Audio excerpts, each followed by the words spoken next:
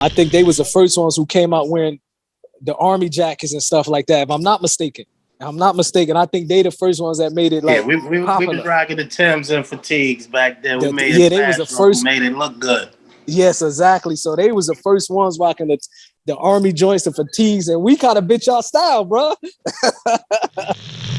And I remember the incident like yesterday. I remember, I don't know what he said, but he was getting close to Pac.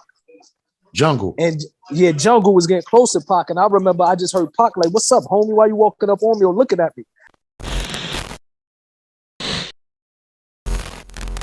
All right, peace, world. We back with another episode of Info Minds Presents.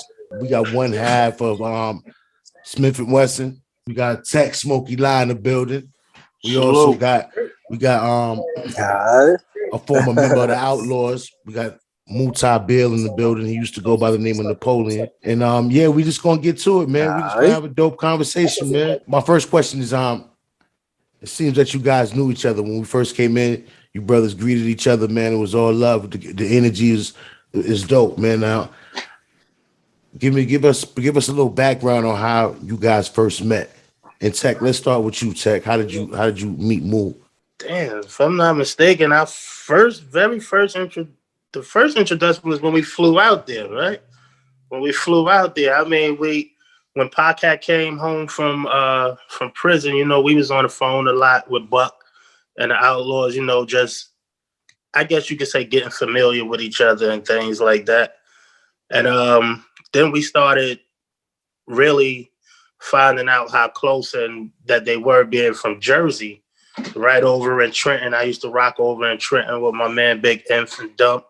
So once we actually got down to Cali, it was like we had already known each other for the past 10, 15 years already. Like, it was already a brotherhood right there. And as they say, right from there, everything else is history, man. That's where we just started being around each other, rocking, I guess, figuring each other out, feeling each other, figuring what it was that we actually was doing and what was our purpose for being here, and we took it from there.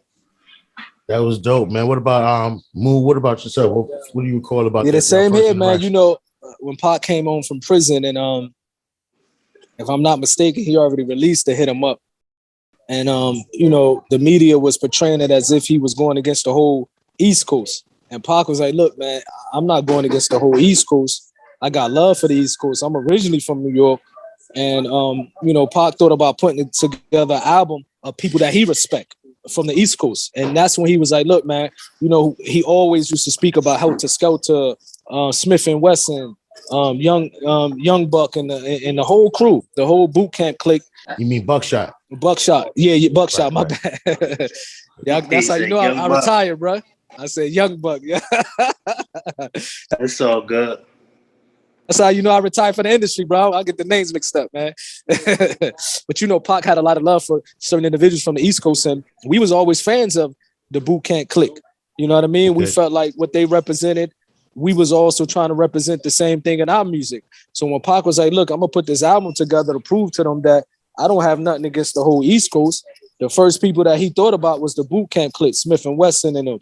You know what I mean? And I don't even think Helter Skelter and them flew in at that particular time. It was just Smif N Wesson, Buckshot Shorty, and what's my man, Big Man? That was my man who passed away. Thor Smell, that was Bug's brother, Thor. Yeah, that dude, man. I remember that dude taught me how to get a piece in the club. He showed me some tricks of how to. I was like, man, I didn't even know you could do this. But he was just a good dude, though. He was just and when they came in, they flew straight to Pac house in Calabasas, and we were just like family. It felt like we knew each other, for years. I just felt like this was like our lost relatives or something like that. Mo, with you being from the East Coast, we all around the same age, man, more or less. You have to have felt the impact when Smif N Wesson first came out. That whole wave that they came with, man. It took it spoke for everybody. It didn't matter if you was from Queens, Harlem. It didn't matter if you was from that era, the nickel bag era. If you was from that era, man, like they really they represented our culture as young kids growing up in New York City. They represented everything about us from the fashion, you know, all that type of stuff. Now, did you feel the same way when their music dropped? Of course, man. Like I said, we was fans. You know what I mean? And when they first came out, when their music first dropped, I remember I was still on the block. You know what I mean? I was still out on the block on my avenue, Chancellor Avenue. I was hustling. And I think they was the first ones who came out wearing the army jackets and stuff like that. If I'm not mistaken. I think they the first ones that made it like we was rocking the Timbs and fatigues back then. We made it they was the first. Made it look good. Yes, exactly. So they was the first ones rocking the army joints and fatigues, and we kind of bit y'all style, bro. I mean, great minds think alike, bro. We was already they came with the army fatigues. When we seen the video with y'all with the Tim boots on, we was like, yeah, okay, that's what it is. Yeah, the whole because honestly, like hockey jerseys and fatigues and all that. Like Timbo said, like what Timbo mentioned, bro. To be honest, like when I grew up, you know, I always leaned towards West Coast music, the message in West Coast, because I felt like I can relate to it coming from the block that I come from. Until we heard people like, you know, Buckshot Shorty, Smif N Wesson, a boot camp clip, then it was relatable. Like, okay, these are East Coast dudes from New York, and they from the grimy parts of Brooklyn, we from this parts of New Jersey. It was just relatable. You know what I mean? It was relatable. Man, it was just that era. It was that Clockers. It was just that era, man, back. You know what I mean? It was just, you know, they just brung it to the world. I mean, that was the look of New York City in the mid-90s. That was the look. Now, you both had a friendship with the late, great Tupac Shakur. Tek, when and how did you connect with Pac? And how did you guys end up working together? Our connection, he was probably, I know he was short in prison, and I think we had just dropped, The Shine in our first album. You know, when being in jail, sometimes all they need is a letter from somebody, and that just, you know, lifts their morale and their spirits, and it helps them do their time, and it helps them pass the time. And I shot him a scribe on you know, back then when albums was dropping, you used to be able to do shout outs in your credits and big up your block and shit like that. And when people would see that, they would be like, oh, yo, my man, yo, I got the shout out on the album. This. And I was doing that for a lot of my guys that was behind the walls, you know. And I had shot Pac. I think it was something to the case of, yo, stay strong, keep your head up. And before he came home, he was calling our duck down officers. And this was around the time when, I don't know if y'all remember the Jerky Boys. They used to do like prank phone calls to niggas and everything. Yeah. And so we would be in the duck down office, and one day we all up in there push-ups playing with doing nefarious shit that we ain't had no business doing in the record labels. And call came through, it's like, yo, Tek, Pac on the phone for you. Like, Pac? Fuck is you talking? Pac on the phone for who? Like, yo, he want to talk to y'all. You, Buck, one of y'all. So I'm like, man, got no time for that shit. Yo, Buck, see, they say Pac on the phone for you. So Buck picks up the phone. Whatever Pac says on the other line, or he is, man, get the fuck out of Click. We thinking it's prank calling is really, you know, trying to jack our line. So he calls right back, yo, nah, this is Tupac. He say he want to talk to Buck. He on the phone for y'all. So again, Buck goes by, and maybe like 5-10 minutes later, we realize, oh shit, this is the homie on the other line. Okay, what's happening? He like, yo, I got the scribe, yo. I want y'all to come out here. I'm thinking of doing something and this and that. And as soon as I touch down and it's official, I'm gonna reach back out to y'all. So, I mean, that was the first introduction from right there. It was a phone call from him, you know, just acknowledging that we acknowledged him, and we took it from there. And from there, that's when we started working. Then we flew down that following week. Like he said, we got to the crib in Calabasas. And they all just opened their arms and hearts to us, man. And from there, it was family orientated and everything from that point on. Now, this was after Hit 'Em Up, I'm assuming, right? Yeah, this was definitely after Hit 'Em Up. This was. So now, did you feel making an alliance with Pac at that time would have been a bad move just because you might have inherited, you know what I mean, that whole East Coast, West Coast, that you might have had people from the East Coast try to turn on you guys, or, you know, was it all about I business? mean, our flag is planted strong in the concrete out here in Brooklyn. And it wasn't an East Coast, Beef Coast thing. It was just some individuals that didn't agree with what they was doing to each other or against each other. So in our minds anyway, we thought we was the perfect candidate to go out there and even try to put it into what the media was trying to feel as an East Coast, West Coast beef. Because if we out there fucking with them and I'm on this side, we fucking with Big and they see that, they like, yo, it can't be as serious as what it is. So that's in our minds, we was like, yo, we could make this shit work for real, for real. We all brothers. All three of us was Geminis, me, Pac, and Big. So it was all, from my point, it was like, nah, this is Brooklyn, man. It ain't no East Coast, West Coast thing. Yes, brother. Timbo. Yes. You remember Pac talking about Smif N Wesson, Boot Camp Click, listening to their music and wanting to work with them prior to them coming over there? Do you remember any of those conversations? Of course. You got to understand, see, back then, this was the early 90s. When it come to, like, uncut hip-hop in New York, it was only a few that stand out. Boot Camp Click, they had that era. You know what I mean? They had that era. I'm not sure, you know, whatever happened where they didn't get the marketing to really be international, but they paved the way for many of the street stuff that you hear when it comes to hip hop on the East Coast, whether it's New Jersey, New York, Philly, Smif N Wesson, Boot Camp Click paved that way. That's my opinion. That's how we looked at it. We was fans. Pac was a fan. You know, we love the camaraderie that they had. You know what I mean? They had that military, like mindset, as he mentioned. We was fans, so we was on the outside looking in. Like, man, we was relating to them. You know what I mean? And like I said, I remember when I first heard them, I wasn't with Pac or the Outlawz. I was on a block around Dealers and Killers. And I remember my whole crew and everybody in my neighborhood started bumping them and dressing like them. And then all of a sudden I meet Tupac and he the same way. He's fan. Gaddafi's a fan. Edie, Noble. All of us respected him. So we knew. So Pac knew. Pac was he played chess moves. You know what I mean? So Pac knew that if he going to reach out to some people in New York that he respected, one who we felt was respected in the streets, and they from Brooklyn, it had to be Smif N Wesson. It had to be the Boot Camp Click. And that's why Pac said these are the first people that we got to bring out here. Because back then they had that era. Maybe these new youngsters, they might not understand. You know what I mean? But they had their era, bro. Right. Now, speaking of eras, now you see how now we got the versus era. We're in the versus era. Tek, has anybody approached you about even doing the verses for the culture? You know, just doing that. I mean, I think it'd be big. I mean, approach me personally, nah.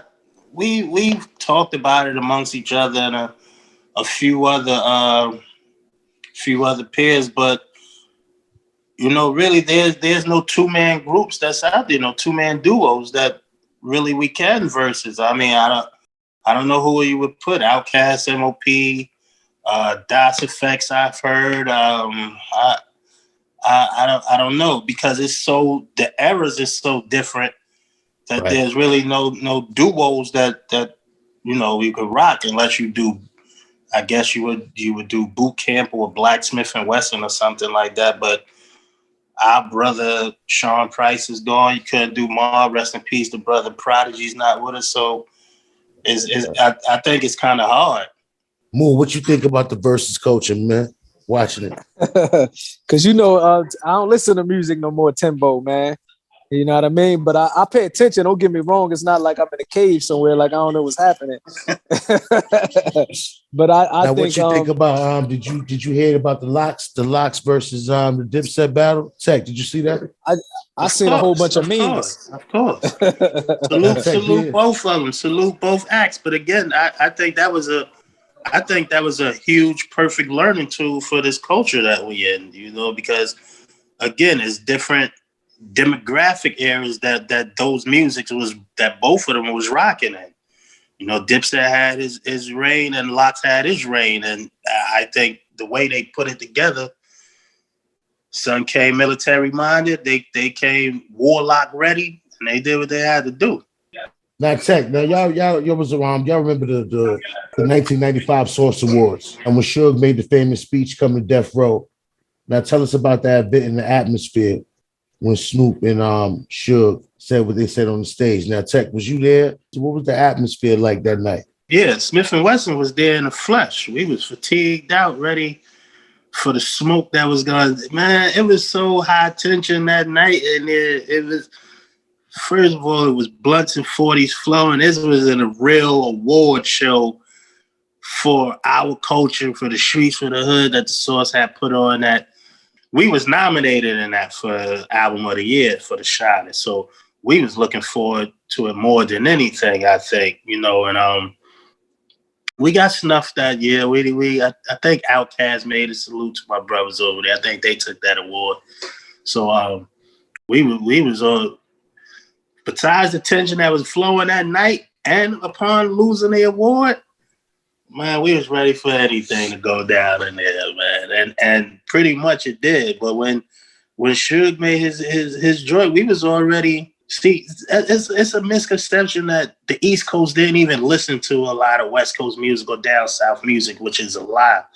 I think that goes upon each individual itself, because we was up on Pac and Outlawz, and we was up on the South music, the Outkast that was going down. So I think it was just more of an ego thing. We was in New York, so I think our fans that was there, it was only right that we were supposed to take that joy home. But we were still in the building. Big was repping. Everybody was there repping for their people. They said. I wasn't there, but we knew that was around the time that we knew Pac was coming to Death Row. So we knew Suge, we knew what he meant by that when he was like, tell the homie Tupac, keep your head up, we riding with you. And we knew the shots he was taking at Puffy. But he was like, y'all don't want to see the dude all up in the video. So we knew it was headed. We knew why he mentioned these things. And for us, we was excited because at that particular time, Death Row was probably, if not the hottest, one of the hottest, if not the hottest, because they had Dre, they had Snoop, they had everybody. So we were just excited that Pac had somebody that we felt like, going to have his back, get him out of prison, and put another a platform where he can, really speak and do the music he wanted to. So of course, I was a young teenager, and my mindset back then, I just wanted problem. Like Tek could tell you, bro. Like we all probably had the same mindset. I wanted all the smoke. Right, I didn't want to hear anything. I didn't want to hear anything about peace. So when Suge got up there, I was happy. We wanted problems, bro. Stacked with a lot. We was definitely war ready, man. We was ready for however it came, whichever occasion, which block it came. We was ready. Real talk, man. I believe that year in that Source Awards that you was going up against Outkast for Best New Rap Group. Right. Now, did you feel any kind of way losing out to them? And do you feel that you were snubbed? Of course we felt some type of way. I didn't know the brothers back then personally, but so I didn't feel no way towards them. But of course we felt, come on, we was in our hometown. We was supposed to, I think I even wrote it a speech, a winning speech ready for it. But nah, I ain't do that. But we was definitely supposed to take that joint home, B. They had already gypped us out of a mic and a Source already. So we was already tight. Like, yo, they ain't give us the 5 mics, what's wrong, blah, blah, blah, blah, blah. Then the awards came up. It was like, all right, so they got to make up for that. We was feeling the pressure, B. We had our homies that was there. That was, once they said where it went, I think heads got yoked, tables got flipped, chairs got turned. It was a little many joints going down in there in different roles. Oh, so it was a bunch of little minor skirmishes just popping off everywhere. Yeah, definitely. Now, when Outkast went on stage and they were booed, and Andre 3000 said that the South had something to say, do we feel the New York audience may have booed them because they felt that y'all deserved that award? Did that energy start to have a ripple effect within the audience, or? I mean, I can't say what they felt personally. He said what he said. South got something to say. I mean, there ain't much you can say after that. They won the awards, was, you know, people feel it was deserving, and it was a lot of people that felt we deserved it. So it is what it is. Well, that's what, how many years later now? 20-something joints. Congrats to my brothers, and we still here. We both still here by the grace of Allah. We making things happen. Mutah, you've moved all the way to Saudi. Yes. What has been some of the most major changes in your life since you moved? You know, just coming to Saudi, it's a big step because it wasn't like I grew up in New Jersey, went to the West Coast at a young age, and then from there I went to, 11 years I've been living in Saudi Arabia now. And this is a different culture. You know, if I turn the camera around, one of the homies from Brooklyn just walked in here, Tek. One of the brothers from Brooklyn. Give him my salam, brother. Brooklyn, we sure, bro. Brooklyn everywhere. So we got brothers from Brooklyn here. You got homies from East LA, Mexicans. We got a brother from, mashallah, Compton, Paru Street. So, and we all united here in Saudi Arabia. You know, they've been here studying Islam. Some came here to work. So, it's in the Islamic culture makes you one brotherhood. So I don't feel like I'm really out of place. You know what I mean? I feel like we welcomed here, bro. We just waiting for y'all two to come visit us. I gotta get my dog straight and get out there, man. Inshallah, we're gonna be out there shortly soon. Yeah, I gotta come. But I love it here, bro. Y'all gotta come check us out. Y'all see me always on the post talking about it. Get out there soon. Now I want to ask you this though, Tek. Now y'all come from the 90s and all that golden era of hip hop. Why we never get no Smif N Wesson or Cocoa Brothers and Mobb Deep collaborations? Like, I mean, I always just wondered. To put it plain and simple, I don't know. To tell you the truth, we do have a joint that's produced by Easy Mo B with Prodigy before he passed, but I think time just didn't permit for it to happen. It wasn't God's timing, because before P passed, me and him had started getting closer, started hanging out. We was talking about doing a lot of things together. And then who was the bridge between that? Because I know that P and rest in peace to both P's, man, Sean Price and Prodigy. But I know that Sean Price had a relationship with Prodigy. Was he the bridge between you guys and Prodigy? Nah. I'm my own bridge, bro. I connect a lot of the dots that happened for me, for us, that big it happened. Okay. I just spread the love. I don't look for nothing in return. If I could do it and put it there, then that's what it is. That's the gift that Allah has blessed upon me to do that. P again, boot camp.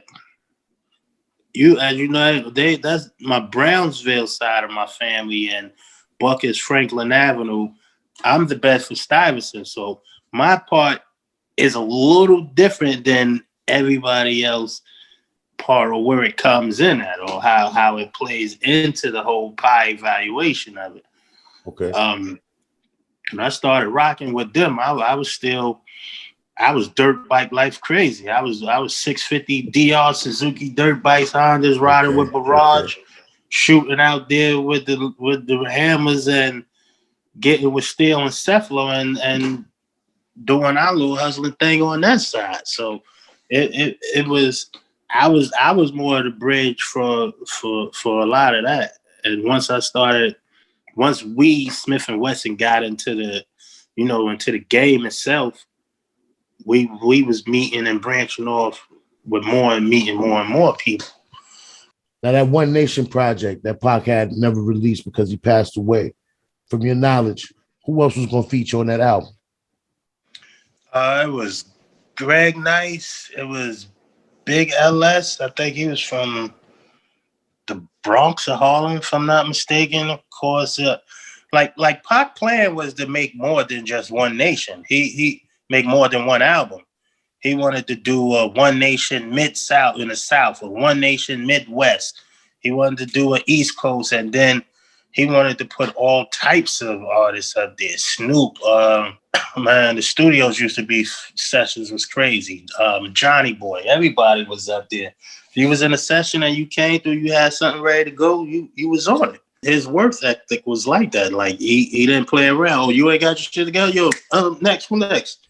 Nah, I'm not staying here all night. We're gonna lay these verses and we're gonna get up out of here, go to the set, let the engineer do what he gotta do, and we're gonna come back the next day or in the next few hours, lay some more verses, and that's how we move it. And that's how he kept it like that.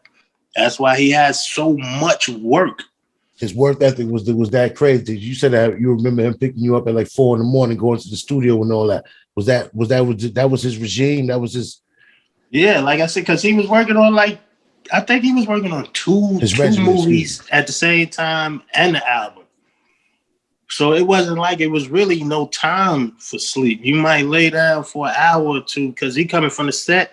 From one set, you go to the next set. From that set, you go to the studio. From the studio, we go to the crib, wash, change, whatever, boom. Sit down, eat, chop it up. All right, this is what we're going to do today. Put the plan, and we right back out the door. We stomping. Now, had Pac not have died and that album had dropped, do you feel that you guys would have helped mend that whole East Coast, West Coast division that was going on at the time? I mean, only Allah can answer that, brother. I don't want to speculate or assume anything. I don't know. I mean, we was in a position to do good things. I would say that. Now, when people talk about Pac, they always talk about his work ethic. Did you witness this, and how did it inspire you, if at all? I mean, I witnessed it firsthand. I emulate a lot of his studio work and mine to this day. There's no wasting what we used to call downtime in the studio. I mean, you get in there, you get your vibe, you have fun, yeah, but you're there for a purpose. And you go in there, you bang out 3-4 joints a night.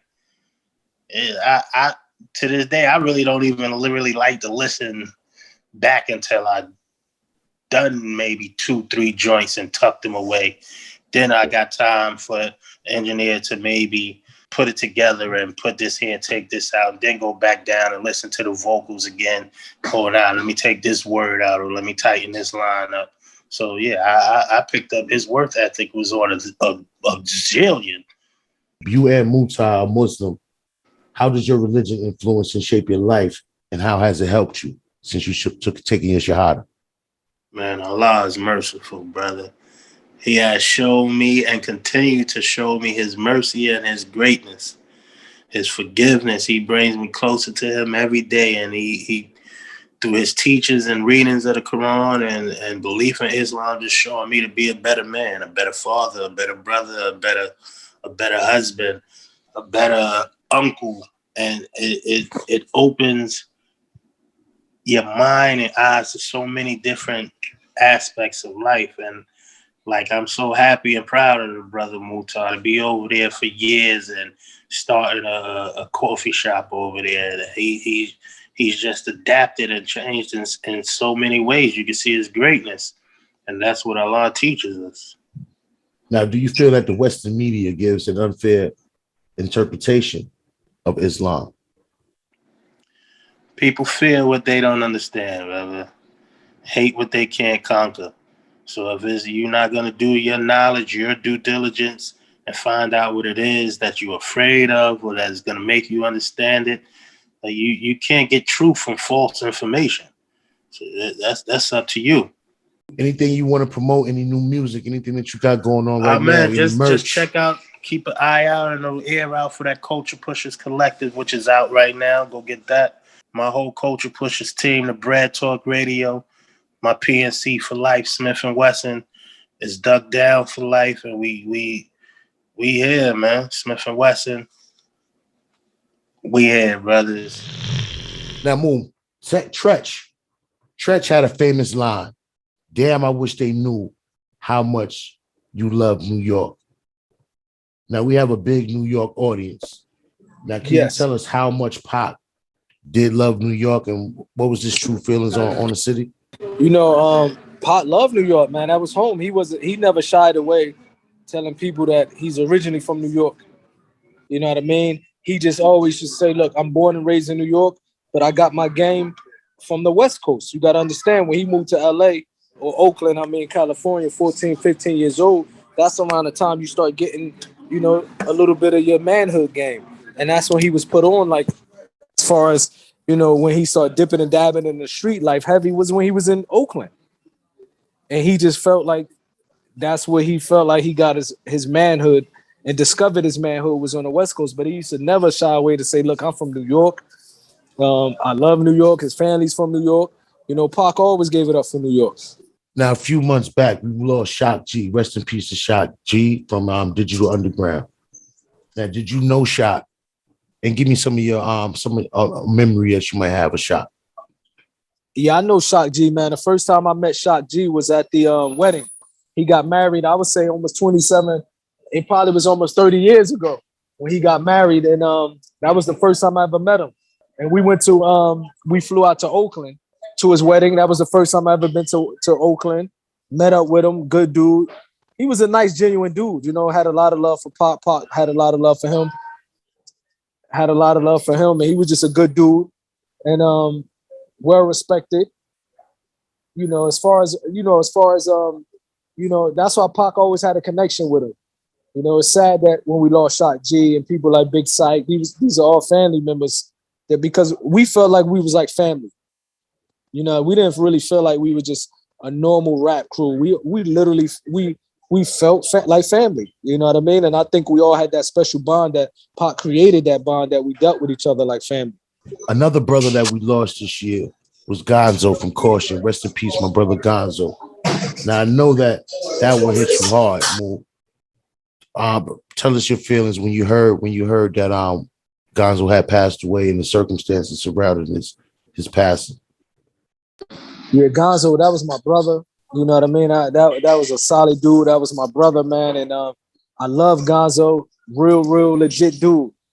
Funny dude. Alhamdulillah, he also accepted Islam. May Allah have mercy on him. I was shocked. You know what I mean? It messed me up. Even now, think about it, it messed me up because, you know, I didn't speak to Gonzo a whole lot, but because of the social media, we seen each other daily posting. But the last time I spoke with him, a lot of people don't know. The last time I spoke to Gonzo was a month ago. I mean, about a month before he passed away. And check this out, Timbo. Gonzo hit me up because he did the fight with what's my man name from Inglewood, Bosco. Bosco, So Gonzo hit me up because he did an interview, and Vlad asked him in an interview about a fight that I had with Gonzo. He called me and I said, "Look here, man, that happened in the past. That's my Muslim brother. I don't want to go into details." Because I'm like, you know, that stuff, there's no need for it. So me and Gonzo, we did have a fight, you know, before I became Muslim years ago.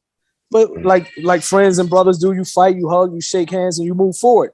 So Gonzo hit me up when he was like, "Move." This is the last time I spoke to him. He said, "Move. Snoop wanted me to hit you up, and he wanted to know if you can do a charity match." He wanted me and you to do a charity boxing match, and you know, it's peace. We're gonna have the headgear on, and we're gonna do it for the culture, and we're gonna raise the money and this and that. I said, Gonzo, I said, man, you know, I don't turn down no face. I said, but you know, I'm Muslim, you Muslim. I said, my religion comes first. And I said, because boxing is impermissible in Islam, unless you defending yourself, it's impermissible. I said, so it would be hard for me to get in a ring with you. And two, because you're my Muslim brother now. He said, I know it's all love, more. I said, no, it's not. I said, if I know I'm going to fight you in 2 months, for example, I'm going to put hatred in my heart towards you because I'm going to want to knock your head off. You know what I mean? I said, so I'm not at that. I'm at a point in my life where I don't want to purposely intend to have hatred for someone I got love for. You know what I mean? I can't separate it. I can't go in the ring and play. And I said, two, it would be impermissible because Islam comes first. You know, I said, don't get me wrong. I like boxing. I watch boxing, but I do know it's impermissible in Islam unless you're learning it to defend yourself, but you can't make money out of it as a sport. And he's like, but we do have Muslim boxers. I explained that's true, but doesn't mean it's correct. You know what I mean? Right. And I was like, you know, I don't turn down no phase, Aki, but you my brother and I can't do it. You know, he said, but we might make $1 million. I said, Gonzo, you know, money is nothing to me. I made a lot of money. That stuff, when I had the most money in my life, I was the most depressed. So I don't compromise my religion for money. I said, but don't get it twisted. If somebody run up on me now, you know what I mean? Islam teaching me I can go all in. I can defend myself. Right. Okay. So we end up laughing. We start laughing and stuff like that. And that was the last time I spoke to him. A couple weeks later, he got killed. You know what I Yeah, mean? man. Unfortunately, man. May Allah have mercy on him. Yeah, man. Rest in peace to Gonzo, man. You definitely you already miss, man. People already miss you, man. Now we also lost another pioneer, which was Bismarck. Now we both from the East Coast. We grew up to make the music. We grew up to got the vapors. You know what I mean? That was our joints, man. Did you ever meet Bismarck? Did you have any stories about that brother? Bro, you know what's crazy? Like you say, we grew up on the East Coast, man. Biz Markie is a legend. You know, the first rapper that I ever rapped for was Biz Markie. I didn't know that, man. Tell me the story. Tell me the story behind that. I was with Hafiz. Hafiz used to be the manager of Digital Underground. Hafiz was also my father's friend. He was a good friend of my father. And he was well connected. I believe at that particular time he was real cool with Cool V or Cool C. My bad, Cool C. Is Okay. that which one? What's Cool V? Cool V. Cool V was Big Marcy DJ. Yeah. So one day I was with Hafiz and we ran into Cool V and we exchanged phone numbers. And I kept telling, and I was calling because I was maybe 13 years old, so I ain't know my limits. You know what I mean? I'm calling you every day until you pick up that phone because I'm trying to get in the industry. So I called him one day and he happened to be with Biz Markie. And he was like, look, I'm gonna put the phone to Biz Markie and you would be able to rhyme for him. So I remember he passed the phone to Biz Markie. Instantly I started rapping. And it could have been corny too, bro. You know what I mean? But but Biz Markie gave me words of encouragement. You know what I mean? When he gave me words of encouragement. He told me to keep doing what I'm doing. Stay focused. So for a youngster, he might never knew that his words could have affected me while I continue to pursue my career in the music industry. And I end up being on records that sold millions of records. I never got a chance to run to him again and explain that. You know what I mean? So Biz Markie was a legend, man. We lost a heavy hitter right there, OG right there. Now, when we talk about Pac, we also have to mention Big.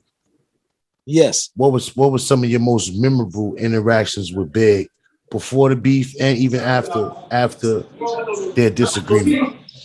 I never met Biggie. Some of the Outlawz met him, like Edie, Castro, Gaddafi. They even did songs with him. But I never met Biggie.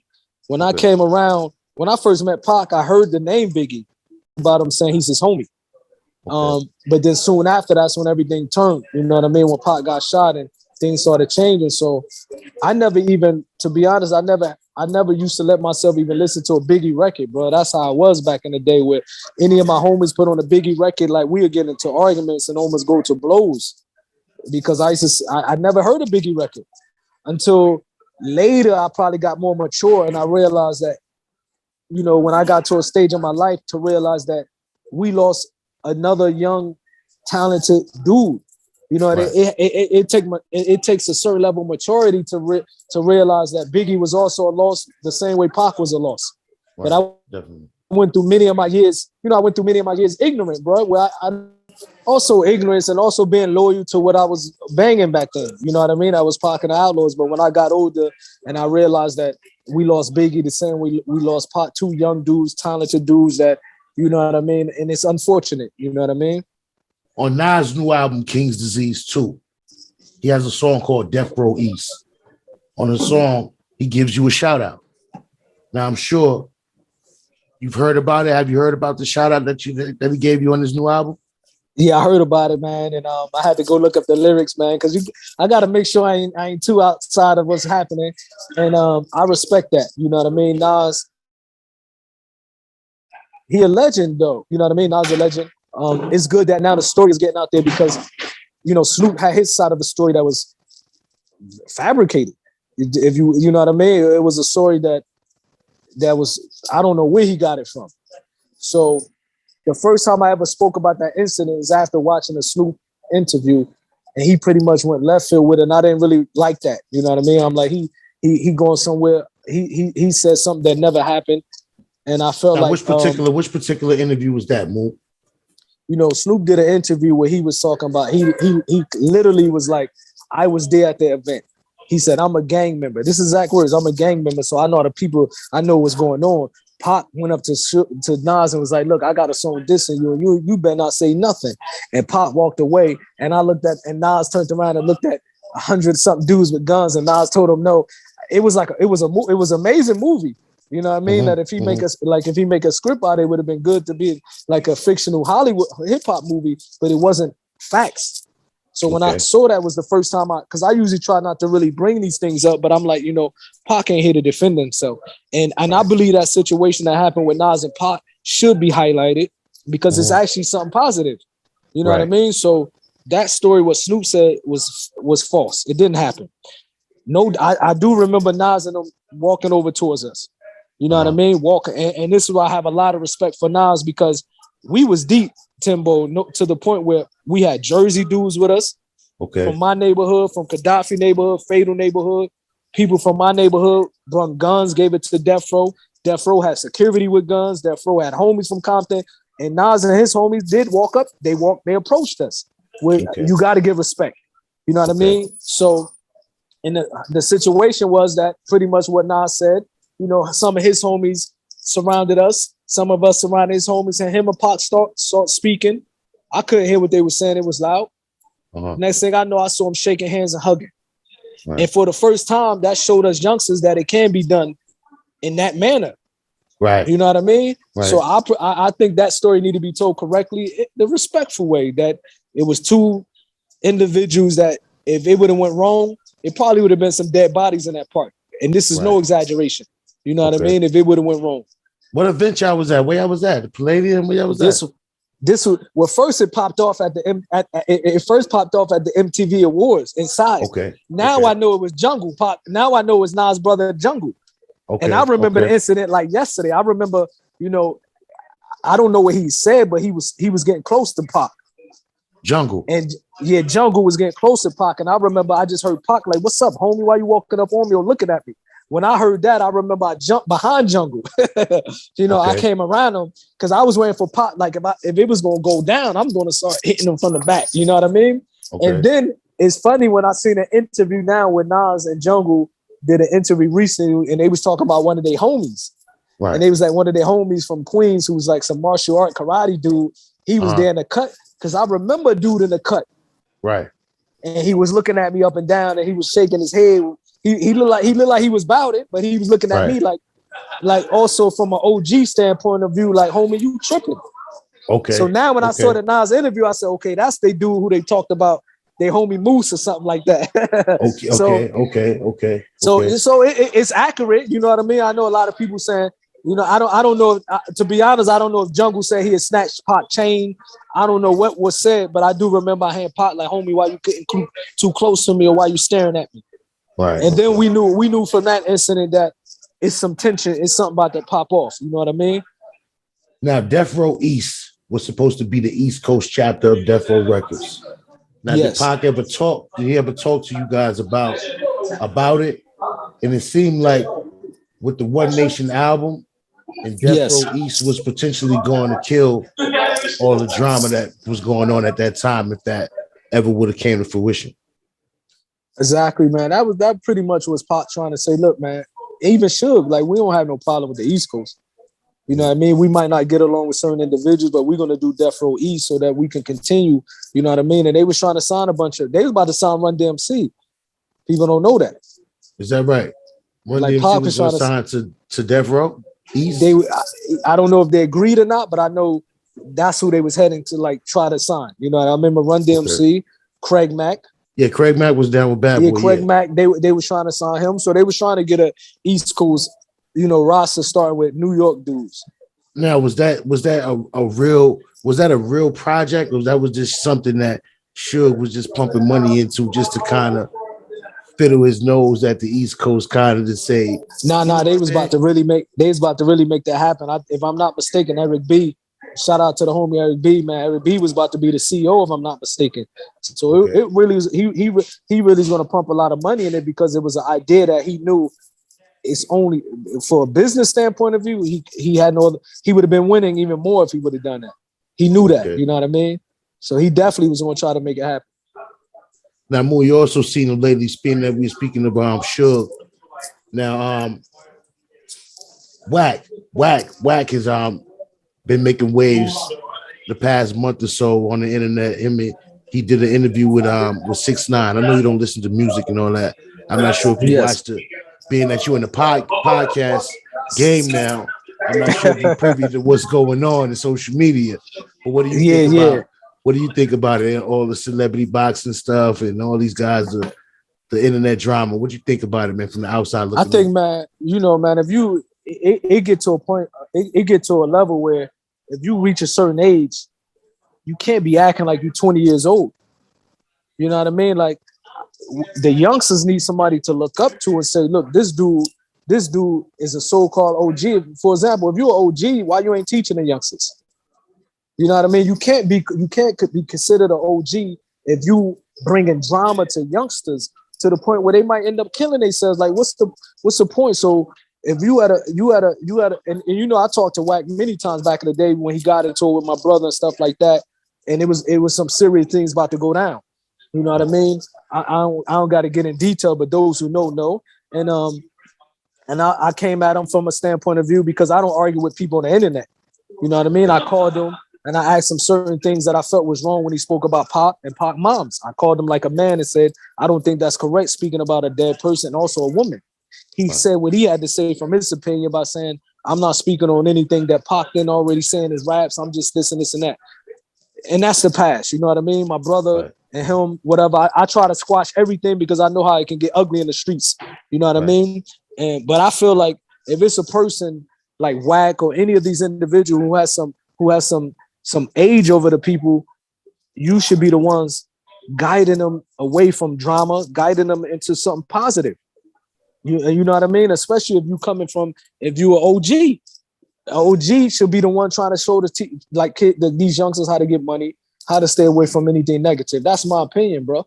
You know what I mean? Even though I don't know what's really going on in the internet, but I'm still not too far away from what's happening. I try to keep myself updated to certain events. And I think whether any older individual, if you because hip hop is a young man's game. These youngsters nowadays, whatever. So any older dude that's involved in hip hop, you should be the one trying to call them to something positive. You know what I mean? That's how I feel about it. Right now, Death Row had a notorious reputation. Now, we did an interview with Speedy. Now, I got introduced to Speedy through you. Now, he spoke of an incident in our interview where you tried to put a cigarette out on another rapper's face. Now, we're not going to say his name right now. And we know, that's not the same. We're not talking to the same move from them. He's a changed man now. But you tried to put the cigarette out on that individual's face, man. That nearly led to a fight between the Outlawz and the Dog Pound Gangsters and Snoop and Pop. Yes, do you remember that incident and how dangerous of a situation could that have been had it escalated? I remember that incident, man, and it's crazy because it could have escalated, you know what I mean? And this was around the time tension was growing between our clique and Snoop and them. You know what I mean? So, like I said earlier, back then I call it ignorant. You know what I mean? I was so ignorant that I was an instigator. I wanted problems. You know what I mean? So if I hear Pac say something, you know what I mean, or some tension is happening, I was the youngster that was going to try to bring it out because I was ready to fight. I was from Jersey. I wasn't afraid to use my hands or my gun. You know what I mean? So I was always looking for a fight, bro. So when that incident happened, when I tried to put the cigarette out of the dude face because he was down with the Dog Pound in him. Okay. And I think he might have said something in a rap I ain't like. It's a freestyle.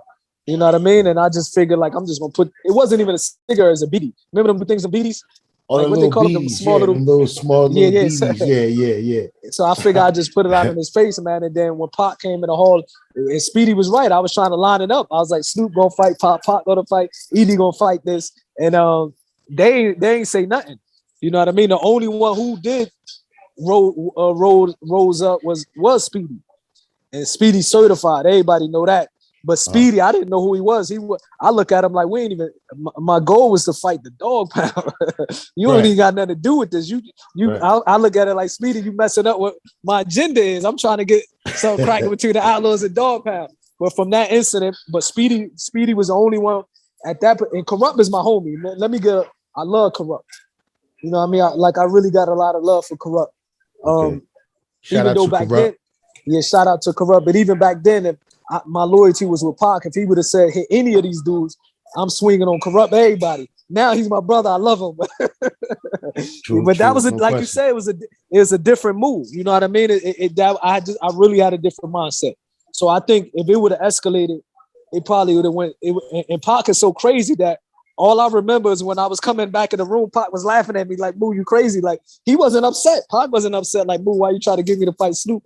Pac was laughing. He was happy.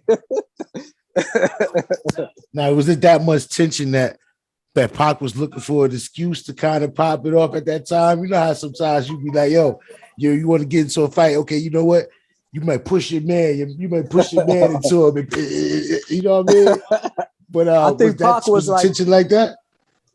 I don't think it was like that, man. You know what I mean? But Pac was he was a wild dude. So, and I was a wild dude under him. So I look at it like, I don't think Pac really wanted to go that route. You know what I mean? Because, you know, Pac was more mature than us at that particular time. As a youngster, I probably didn't know the extent of how bad it could have got, because don't get me wrong, like Snoop and them had some hitters with them. Right. You got like Big Trade, Big C Style. None of these dudes are chumps. So, you know what I mean? So like Snoop had some real dudes around him that they not going to let nothing happen to Snoop. So it probably would have got, at that particular time we was around, Big Syke had his homies, you know, Suge homies was going to be with Pac, Big Bogart from Schoolyard Crip. It would have got ugly. But as a youngster, when you young and you ignorant, you don't really see the ramification of what can happen. You know what I mean? And that's the state of mind I was in. So now that I look back at it, I'm glad it didn't pop off. Now, you being around Pac so young, seeing him in the studio, seeing him on movie sets, music video sets, the shows, award shows, do you feel that that inspired you and gave you a totally different work ethic? Of course, man, because Pac was one of the dudes that, you know, he was the first person that, because Pac is from the hood. Pac from the hood. I think people forget that this dude, like, I know stories from, like, he used to be sleeping roaches and rats. Like, many of us be clawed. I'm from the hood. I see mice and these things in my house, but I never woke up to rats running over me. Like, Pac come from that poverty. You know what I mean? So he was an individual that, even though he come from that extreme poverty, he was an individual that showed us that once you get to a certain level, Salam brother, once you get to a certain level, you got to behave a certain way. Salam brother. You have to behave a certain way. You feel me? So, Salam brother. So he was the one that showed us that you have to adapt. You have to grow. Because Pac was only 25 years old when he passed away, but he can go into a room with a bunch of execs and be able to sit down and have a conversation like you would never thought he came from the hood. Yeah, but one thing people don't understand, what I like to tell people all the time is, yeah, you might have been 25, and yeah, we might have been 20-year-olds and 17-year-olds and all that. But coming from our environments, yeah, you might be 17 in number, but in your street smart and your awareness, you moving like a 30-year-old. Real talk all day. All day. Like look at our kids. Like, thank God, myself as a family man, you a family man. God gave us ability. God gave us ability that we raised them in a way we wasn't raised. And we can look at them and we look at them and they real kids. They enjoying a kid life. Definitely. When we was their age, bro, we couldn't enjoy the life as a kid. We was 10, 11 years old, hanging with 16, 17-year-old, 20-year-old, watching people getting their hair blown off. Like, that's not the life for a kid. Man. You know what I mean? So it made us mature. Super green, and I love it. And I love it. And that's how it's supposed. And they kids, that's how it's supposed to be. That's a fact, man. Real talk, bro. I asked Tek the same question. Now I want to ask you, how do you feel about Tek? What do you feel about Tek taking his shahada and converting over to Islam? From you two guys being one closest to the most hottest rapper on the planet, dope in the smoky suit studio sessions, the wild females at your beck and call. You know how it is. How do you feel? How do you feel about, seeing both of y'all come from that to seeing the transition and being here now, being elder statesmen now? It's a beautiful thing. You know what I mean? Because that just make our bond even stronger. We always had love for them, like Tek. Like, we always felt like family. There's no exaggeration. From the time that they came around, I always looked at these dudes like family. You know what I mean? So it was just that genuine love from both sides. So when you see people that you grew up with or you ran some type of, whether it's the industry or the streets together, convert to Islam, it's always a beautiful thing. Even Gaza, you know what I mean? Because East Coast, a lot of people on the East Coast, Islam been there probably 30 years before West Coast rappers or West Coast people started accepting Islam, because the gang culture is so big back home on the West Coast. It was really difficult for people to accept Islam. So when you start seeing people on the West Coast, like the homie Big Cass, he just accepted Islam, Gonzo. Like I said earlier, we got homies here from Paru Street. We got homies here from Rolling 40 Crips. But they all became Muslim and they all walked away from that lifestyle. So it's always a good thing. We waiting on you, Timbo, to take your shahada. Yeah, for sure, man. I'm a work in progress, man. We getting there, man. I'm a work in progress, move. Now, let me ask you this, being that we speaking on taking the shahadas and all that, right? Do you feel that the Western media gives an unfair interpretation of Islam? No doubt. All day. You know what I mean? If you turn on the Western media, what does it show? Like it would show either Muslims oppressing women, or they try to say this is a religion that oppresses women, which is false. They would try to say that it's a religion of terrorism. It is false. Let me tell you something, bro. You know, Speedy became Muslim, right? Right. You know what Speedy said to me? He said, "Look, Mo, when I was ready to take Shahada, become a Muslim, I had a lot of Muslim friends on the West Coast that was ready to give me my Shahada." He said, "But the only person I wanted to give my Shahada was you." He said, because I seen how Islam transformed you, because it transformed you because I was around you. He said, I knew how wild you was. He said, at first, when you went to Saudi Arabia, he said, I thought you was gonna be over there blowing up stuff. This is exact words. He said, because I knew you was crazy, so I thought you became Muslim just to start blowing stuff up. Maybe you mad at the world. He said, but when I seen that you really was practicing real, true Islam, you were speaking out against terrorism, you were speaking true Islam, it made me want to convert. And that's what Islam, man. If a person accept Islam sincerely, you would see that they would try their best. It would actually change that person to become a better person. Now, let's be clear that there's no such thing as a perfect Muslim. You know what I mean? Every Muslim have mistakes. Every Muslim commits sins. Even the Prophet Muhammad, he said, every Muslim commits sins, but the best from the ones who sin is the one who repent. There's not a perfect Muslim living. You understand? We all have our shortcomings. We try our best to hide it from the rest of the people so they don't associate that with Islam. You know what I mean? But you know the Western media, and that's why I try my best to use my social media to depict a different picture of Islam, man. You know? No question. Now, Mo, in closing, man, look, I know you got the new podcast. You got the book that's been out for a while now. Let's plug the book. Let's promote the pod. Let's plug the podcast. Let's talk about the coffee shop. Appreciate it. Let's go there. Definitely, man. Appreciate that. So, you know, we got the podcast. We recently started. It's called Move to Q. MU2Q. And Q is a homie from LA, West Coast, Korean American. You know what I mean? A homie from the West Coast that been living out here for 3-4 years. And we just clicked and decided to do the podcast together. You know what I mean? Okay. We dropped our first episode maybe 2-3 days ago. Check it out, Timbo. I want you to check it out. Give me your feedback, man. Most definitely. You've been doing this for a minute. I sure will. You know what I mean? Bro. We got the coffee shop, you know, MW Cafe. I also got some coffee in America now that people can, you know, even if they can purchase coffee, MW Coffee is back home now if they want to. Now, what type of topics you guys getting at on the podcast? What you talking about? What you covering, man? You know what makes it dope, because I'm Muslim, he Christian. Okay. You know what I mean? So we sit back and we be able to talk about all types of topics. Like yesterday, for example, we talked about slavery. And I talk about how I don't let my kids watch slavery movies. Mm-hmm. You know what I mean? And we was able to, and he asked my opinion, I explained why. Man, shout out to the homie Timbo from Info Minds. We got an amazing platform. You know what I mean? I think it need to be spread more. More people need to listen to his platform, because the thing about you, man, that I love, you lean towards more positivity. Most people want to be heard, so they try to capitalize off of negativity that's happening in our community. And I love how you always spread something positive. You know what Definitely, I mean? I appreciate it, you keep it raw though, and you touch on topics that need to be spoken about, but you also allow us to have our voice about, you know, things that we want to spread that's positive. So keep doing what you're doing. Everybody, you know, subscribe to Info Minds, YouTube, Instagram. Check the homie out. He's doing big things. And I'm always happy to be on your platform, bro. It's Yo, my I pleasure. appreciate you, man. The feeling is mutual, man. It's always a pleasure, Moo. And I'm gonna get out your Definitely, way. bro. And once again, thanks y'all for watching another episode of Info Minds Presents with the brother Tek and the brother Mutah, man.